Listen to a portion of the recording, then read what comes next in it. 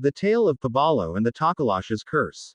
Once upon a story. But not too long ago, somewhere between the WhatsApp messages and late-night texts, lived a young woman named Paballo Kotso.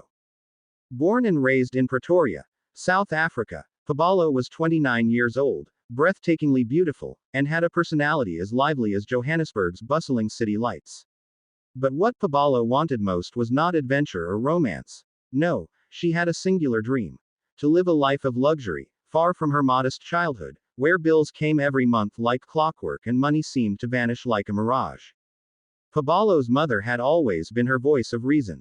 "Money can't buy happiness, my child," she'd say with a gentle smile.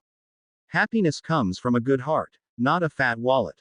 But Paballo wasn't convinced. To her, money was freedom, and happiness looked like designer clothes, exotic vacations, and fancy dinner dates where she didn't have to look at the price on the menu. Every Friday, Paballo and her friends met for lunch at the trendiest cafe they could afford, or rather, almost afford. As they shared stories, she'd often joke, "When I meet Mr. Right, he'd better come with a bonus bank account." Her friends would laugh, but they all knew Paballo meant it. Then one Friday, right as they were about to leave the cafe, a sleek black Mercedes-Benz rolled up to the curb. Out stepped a man who looked like he'd walked straight out of a fashion magazine. Tall, with a chiseled jaw and a suit that looked as if it cost more than a year's rent, Ponso Tolo seemed like he was carved from a different world. And when he walked by their table, his gaze met Paballo's. He smiled, handed her a business card, and said, "Call me sometime." Paballo's friends stared in awe. "Girl, if this isn't a sign from the universe, I don't know what is." One of them said. And so, Paballo, feeling like she had finally struck gold, called him. They went out for dinner the next evening, and Ponso was every bit as mysterious and charming as he looked. He ordered the finest wine, talked about his luxury travels, and casually dropped that he had no family, no ex-wives, and no complications. Paballo felt like she was living in a dream. Finally, she'd found a man with no baggage and plenty of money. They began dating, and Ponso wasted no time spoiling her with gifts, dinners, and weekend getaways to places she'd only seen in travel magazines. For the first time, Paballo felt like she was living the life she'd always dreamed of. Her friends envied her, and even her mother, who'd always been skeptical, began to soften. "Maybe you really did find your prince," she said, though a hint of doubt lingered. After a whirlwind romance, Ponso proposed. Paballo said yes without hesitation. The wedding was straight out of a fairy tale. Guests dined on the finest food, champagne flowed like water, and the cake was so tall they needed a ladder to cut it. But as the night went on, Poncho caught a glimpse of a shadow lurking near the dance floor, a shadow with a pair of gleaming, mischievous eyes. He knew who it was. The Tokoloshe had come to collect. Now, here's the part of the story Paballo didn't know. Years ago, Poncho had made a deal with a Tokoloshe, a mischievous spirit notorious for granting people their deepest desires, for a price. Back then, Poncho was desperate for wealth, and the Tokoloshe had promised to make him rich beyond his wildest dreams. But in exchange, Poncho had to pay it back with a very unusual currency, the lives of beautiful women. The Tokoloshe thrived on beauty, charm, and secrecy, feeding off the very people Pule pretended to love. When Poncho married Paballo, the Tokoloshe grew impatient. It reminded him of the deal they had struck, whispering in his ear that Paballo would be the next sacrifice. 5 days after the wedding, Poncho was to hand her over. At first, Poncho agreed. After all, he'd done it before. But Paballo was different. She wasn't just another face. He genuinely cared for her. 3 days after they wed, Paballo gave Poncho unexpected news: she was pregnant. Poncho felt a joy he hadn't anticipated.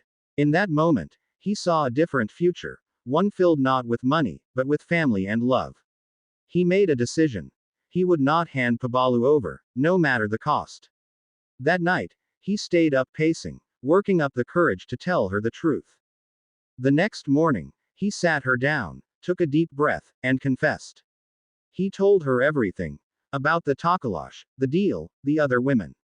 Paballo's face went poncho. She felt as if her perfect life had shattered.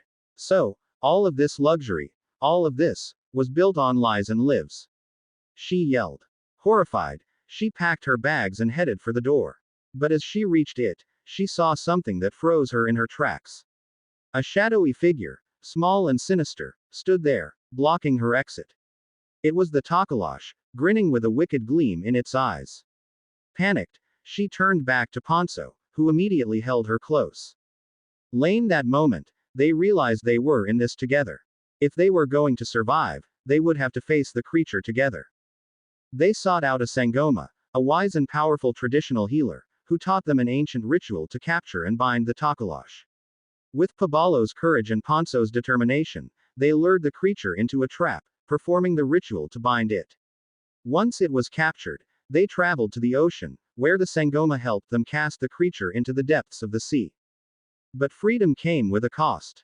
The Tokoloshe had one last curse to leave them with, stripping Ponzo of every bit of wealth he had gained from their dark deal. The cars, the mansion, the bank accounts, gone. In a single moment, they were left with nothing but each other. Heartbroken and devastated by the loss, Paballo also suffered a miscarriage. But despite the loss and betrayal, she found herself staying by Ponzo's side. They took on simple jobs, working hard to make a humble living. The journey was not easy, and there were many days they went to bed exhausted, wondering how they'd ended up here. But as time went on, they found an unexpected happiness in the life they were building together, a happiness based on honesty, love, and resilience. As the years passed, Ponzo reconnected with his estranged family, who welcomed Paballo with open arms. In time, the couple had a healthy baby, and they raised her in a home rich in love, warmth, and the kinds of values Paballo's mother had always believed in. In the years that followed, their story became a legend. Paballo would tell her daughter, "Remember, shortcuts may seem tempting, but they come at a price. Real wealth is found in the people you love and the honest life you build." And so, Paballo and Ponzo's tale was passed down, a modern folktale of caution, reminding people that while money can buy many things, it cannot replace the peace of a clear conscience, the strength of a loving family, or the happiness of a life lived with integrity.